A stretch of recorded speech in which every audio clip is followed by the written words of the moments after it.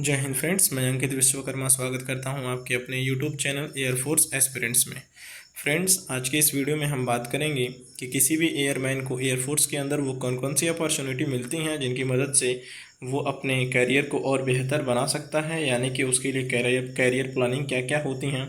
हम ये भी बात करेंगे कि कोई भी एयरमैन कैसे ऑफिसर की रैंक तक पहुंच सकता है, और इस टॉपिक को भी हम इसमें कवर करेंगे कि अगर किसी एयरमैन को अपना ट्रेड चेंज करना हो ज्वाइन करने के बाद, तो वो कैसे अपने ट्रेड को चेंज कर सकता है। तो चलिए फ्रेंड, स्टार्ट करते हैं वीडियो को। तो एक बार मैं आपको और बता दूं कि इसमें हम लोग डिस्कस करेंगे एयरमैन के प्रमोशन को लेकर, उनके एयरफोर्स के अप्रेजल सिस्टम को, कोर्सेज उनको अगर आगे फर्दर स्टडी करनी हो तो कौन कौन से कोर्सेज उनको ऑफर किए जाते हैं, और रीमस्टरिंग का फ्रेंड मतलब यहाँ होता है कि किसी भी एयरमैन को अगर अपनी रैंक चेंज करनी हो तो वो कैसे चेंज कर सकता है, कमीशन्ड ऑफिसर कैसे वो बन सकता है, और डेपुटेशन पे एब्रॉड यानी कि फॉरेन जाने के मौके उसको मिलते हैं या नहीं मिलते हैं, या किस बेसिस पे मिलते हैं।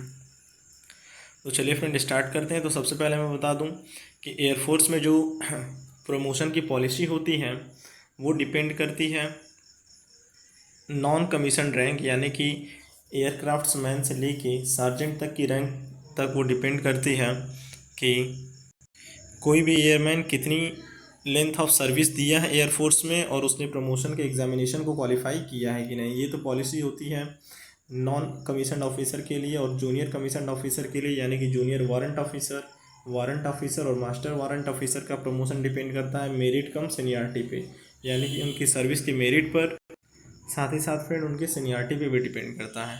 तो चलिए फ्रेंड, हम देखते हैं कि किसी भी प्रमोशन के लिए कितनी minimum year of service required होती है। तो सबसे पहले मैं बता दूं आपको कि अगर कोई भी एयरमैन लीडिंग एयरक्राफ्ट्स की रैंक पर है तो उसे कॉर्पोरल बनने के लिए मिनिमम 5 ईयर ऑफ सर्विस करनी पड़ेगी, यानी कि जब से आपने ज्वाइन किया है तब से लेकर के आपको 5 ईयर की सर्विस कंप्लीट करनी पड़ेगी। साथ ही साथ आपको प्रमोशन का एग्ज़ाम भी क्वालिफाई करना पड़ेगा, तब आप लीडिंग एयरक्राफ्ट्समैन से कॉर्पोरल की रैंक तक पहुंचेंगे। उसके बाद फ्रेंड, कॉर्पोरल से रैंक से सार्जेंट की रैंक तक पहुंचने के लिए 13 ईयर और 16 मंथ यानी कि 13.5 ईयर की सर्विस देनी पड़ती है। उसके बाद फ्रेंड, सार्जेंट से लेके JWO यानी जूनियर वारंट ऑफिसर की रैंक तक पहुंचने के लिए 17 ईयर की सर्विस देनी पड़ती है। और ध्यान रहे फ्रेंड कि इनके बीच में जो प्रमोशन का एग्ज़ाम होता है वो एग्ज़ाम भी आपको क्वालिफाई करना मस्ट होता है। और एक बात मैं आपको यहाँ पे और दिखा दूँ कि जो सर्जेंट की रैंक होती है फ्रेंड, ये एयरफोर्स में एक तरीके से थ्रेशोल्ड रैंक होती है। थ्रेशोल्ड का कहने का मतलब ये है कि आप इसको एक पड़ाव मान सकते हैं कि आप नॉन कमीशन कैटेगरी से जूनियर कमीशन कैटेगरी में चले जाएंगे। इसके लिए यहाँ पे आपको थोड़ा सा जो प्रमोशन होता है सर्जेंट से लेकर जूनियर वारंट का, ये थोड़ा टिपिकल होता है। यहाँ पे आपके सर्विस रिकॉर्ड भी देखा जाता है, आपका एग्जामिनेशन और सर्विस टेन्योर भी देखा जाता है कि आपने कितने ईयर सर्विस दी है। उसके बाद फ्रेंड, जूनियर वारंट ऑफिसर से वारंट ऑफिसर बनने के लिए 23 ईयर ऑफ सर्विस देनी होती है। नेक्स्ट फ्रेंड, हम बात करें तो वारंट ऑफिसर से मास्टर वारंट ऑफिसर बनने के लिए 28 ईयर ऑफ सर्विस होनी चाहिए। लेकिन फ्रेंड, यहाँ पे मैं बता दूं कि जो वारंट ऑफिसर और मास्टर वारंट ऑफिसर की रैंक होती है ये डिपेंड करता है कि एयरफोर्स में वैकेंसी है कि नहीं इनकी। ये केवल सेलेक्टेड JWO को ही मिलता है वारंट ऑफिसर और मास्टर वारंट ऑफिसर का रैंक। और अगर फ्रेंड आपकी जो रैंक है, आपकी सर्विस जो है वो बहुत ही शानदार है, तो आपको ऑनरी रैंक भी मिलती है, यानी कि इस समय जब ऑनरी रैंक आपको मिलेगी तो आप कमीशन ऑफिसर की कैटेगरी में चले जाएंगे और आपकी जो पे लेवल होगी वो भी मैक्सिमम होगी। तो फ्रेंड, जहाँ तक मुझे उम्मीद है कि आपको समझ में आ चुका होगा कि एयरफोर्स में जो प्रमोशन की फैसिलिटी होती है वो कैसी होती है। इसके बाद फ्रेंड, हम बात करते हैं अप्रेजल सिस्टम का। अप्रेजल सिस्टम जो होता है फ्रेंड, ये बहुत ही बुनियादी ढांचा होता है एयरफोर्स में आपके करियर प्रोग्रेशन के लिए।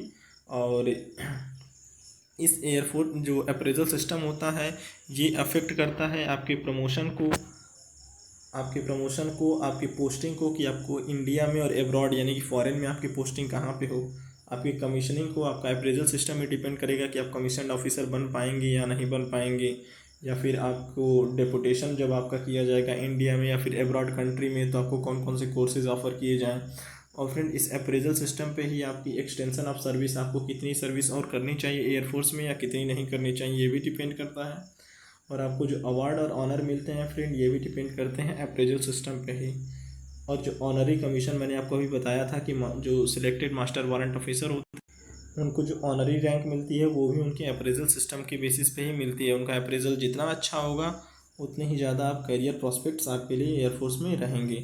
और अगर आप एयरफोर्स के अलावा कोई और गवर्नमेंट ऑर्गेनाइजेशन ज्वाइन करना चाहते हैं तो भी वो आपके अप्रेजल पे ही डिपेंड करता है।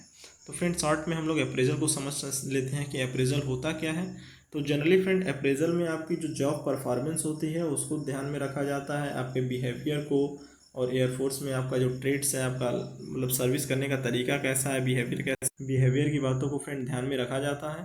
साथ ही साथ आपसे भी फीडबैक लिया जाएगा, आपसे पूछा जाएगा वर्क इन्वायरमेंट के बारे में, आपकी ट्रेनिंग के बारे में, आपके जो ग्रुप है जहाँ पे आपका यूनिट है वहाँ पे आपका रिलेशनशिप कैसा है, ये सारी बातें डिपेंड करती है फ्रेंड अप्रेजल में आपके। इसके बाद फ्रेंड हम लोग देखते हैं कोर्सेज़ क्या ऑफ़र किए जाते हैं।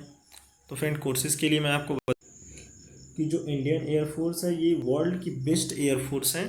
और फ्रेंड वर्ल्ड की बेस्ट होने की वजह से इसमें जो टेक्नोलॉजी का अपडेशन होता है ये कंटिन्यूसली यहाँ पे नई नई टेक्नोलॉजी, नए नए एयरक्राफ्ट्स आते रहते हैं, जिसकी वजह से कि जो भी एयरमैन या फिर ऑफिसर्स होते हैं उनको इनसे अपडेट होना पड़ता है। इसलिए नए नए कोर्स, नई नई फैसिलिटी एयरमैन को प्रोवाइड की जाती हैं, जिससे कि उनका करियर प्रॉस्पेक्ट जो हो वो काफ़ी बेहतर हो।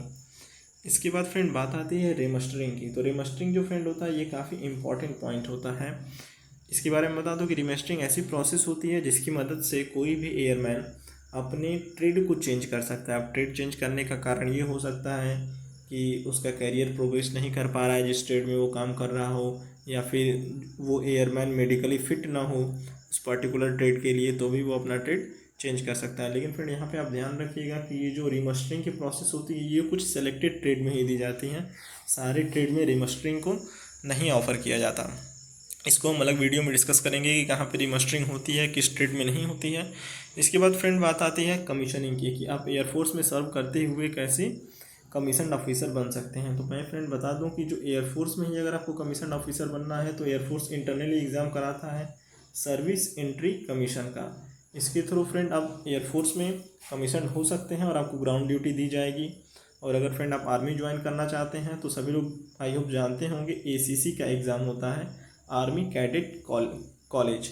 इसके थ्रू फ्रेंड आप आर्मी में ऑफिसर बन सकते हैं। इनके लिए अलग अलग इनकी एलिजिबिलिटी है।